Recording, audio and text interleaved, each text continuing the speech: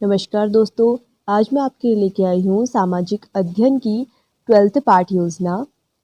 हमने यहाँ पे जो उपविषय ले रखा है वो है भूगोल और जो हमारा प्रकरण है वो है मानव संसाधन। देखते हैं ये पाठ योजना कैसे बनी है। सबसे पहले हम यहाँ पे दिनांक डालेंगे। जिस डेट की हम पाठ योजना बना रहे हैं उस दिन की हम यहाँ पे क्या डाल देंगे, डेट डाल देंगे।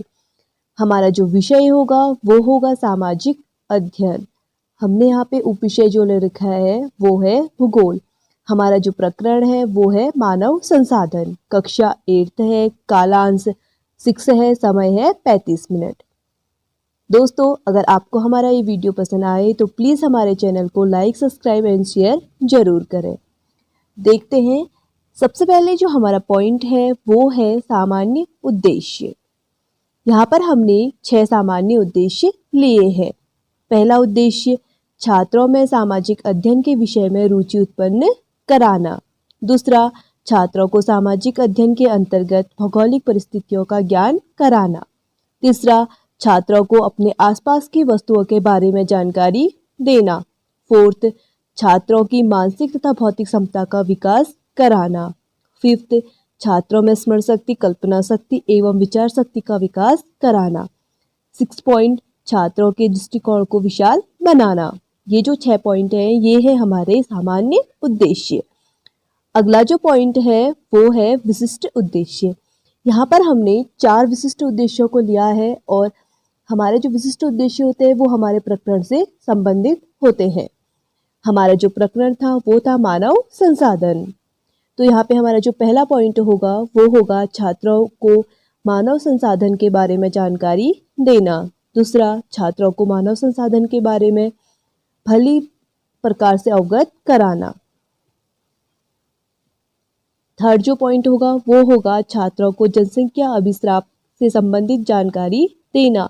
फोर्थ पॉइंट, छात्रों को भारत की जनगणना के बारे में जानकारी देना। आगे देखते हैं, अगला पॉइंट है शिक्षण सामग्री, जिसमें हमने शाम पर चौक, डस्टर, चार्ट और संकेतक का क्या किया है, प्रयोग किया है।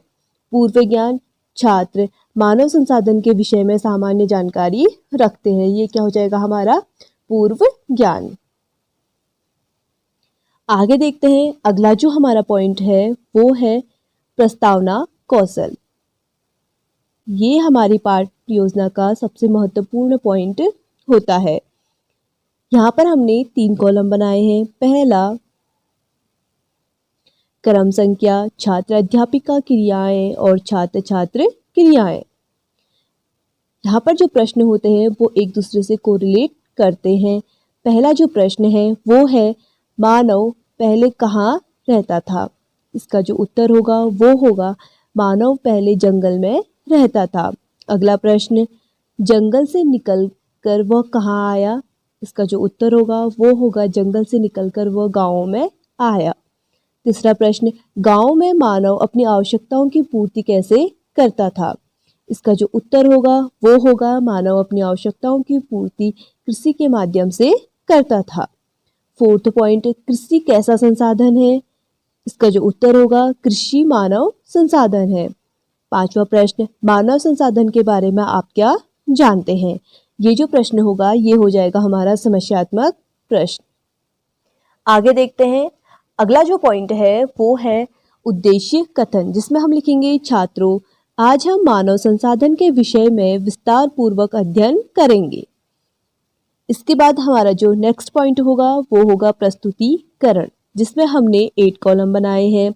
पहला, शिक्षण बिंदु। दूसरा, शिक्षण उद्देश्य। तीसरा, छात्र अध्यापिका क्रियाएं। फोर्थ, छात्र छात्र क्रियाएं। फिफ्थ, विधि प्रविधि। 6, सहायक सामग्री। 7, श्यामपट्ट कार्य और 8, मूल्यांकन। देखते हैं ये कैसे बना है। सबसे पहले शिक्षण उद्देश्य में लिखेंगे ज्ञान। छात्र मानव संसाधन के विषय में ज्ञान प्राप्त कर सकेंगे। छात्र अध्यापिका क्रिया में लिखेंगे विकासात्मक प्रश्न। यहाँ पर हमने 2 विकासात्मक प्रश्नों को लिया है। पहला प्रश्न, पेड़, जड़, मिट्टी, कोयला, पत्थर आदि हमें कहाँ से प्राप्त होते हैं। छात्र छात्र क्रिया में उत्तर लिखेंगे ये सभी हमें प्राकृतिक संसाधन के रूप में प्राप्त होते हैं। अगला प्रश्न, प्राकृतिक संसाधन का उपयोग कौन करता है। इसका जो उत्तर होगा प्राकृतिक संसाधन का उपयोग मानव करता है। थर्ड जो क्वेश्चन होगा वो होगा मानव संसाधन के बारे में आप क्या जानते हैं। इसका जो उत्तर होगा वो होगा स्पष्ट उत्तर। यहाँ पर हमने विधि प्रविधि जो यूज कर रखी है वो है प्रश्नोत्तर विधि। शिक्षण बिंदु में लिखेंगे भारत के मानव संसाधन। शिक्षण उद्देश्य में लिखेंगे अवबोध। छात्र मानव संसाधन की व्याख्या कर सकेंगे। छात्र अध्यापिका क्रिया में छात्र अध्यापिका कथन। मनुष्य अपनी भौतिक क्षमता का विकास कर नई वस्तुओं का निर्माण तथा उनके उत्पादन में कई गुना वृद्धि कर सकता है। मानव संसाधन का विकास कर दुनिया को बेहतर बनाया जा सकता है। मानव संसाधन ही संसाधन की अंतिम संसाधन है। मानव संसाधन विकसित होने पर जहां भौतिक उत्पादन में वृद्धि से आर्थिक स्थिति ठीक हुई है, वहीं कला और सेवा संस्कृति के क्षेत्र में विकास से एक सभ्य समाज का निर्माण होता है। इस प्रकार किसी भी देश की जनसंख्या एक अभिशाप नहीं वरन वरदान सिद्ध हो सकती है। आर्थिक संसाधन जैसे कृषि के लिए ट्रैक्टर। और छात्र छात्र क्रिया में लिखेंगे छात्र ध्यानपूर्वक सुनेंगे तथा महत्वपूर्ण बिंदुओं को अपनी उत्तर पुस्तिका पे लिखेंगे। यहाँ पे हमने विधि प्रविधि जो यूज कर रखी है वो है व्याख्यान विधि। सहायक सामग्री पर हमने क्या कर रखा है, एक चार्ट के लघु प्रतिरूप को यहाँ पर लगाया है जिसपे लिखा है मानव निर्मित संसाधन। पहला कंप्यूटर, दूसरा मोबाइल, तीसरा रोबोट, फोर्थ ट्रैक्टर और फिफ्थ जो होगा वो होगा भाप का इंजन। और बहुत सारे उदाहरण यहाँ पर क्या हो सकते हैं। और हमने ब्लैक बोर्ड पे लिखा है कि किसी भी देश की जनसंख्या एक अभिशाप नहीं होकर वरन वरदान सिद्ध हो सकती है। ये हमने क्या कर रखा है, यहाँ पे ब्लैक बोर्ड वर्क कर रखा है। ब्लैक बोर्ड का एक लघु प्रतिरूप यहाँ पर हमने लगाया है। आगे देखते हैं। अब है हमारा मूल्यांकन प्रश्न जिसपे हमने लिखा है मनुष्य अपनी भौतिक क्षमता का विकास किससे करता है।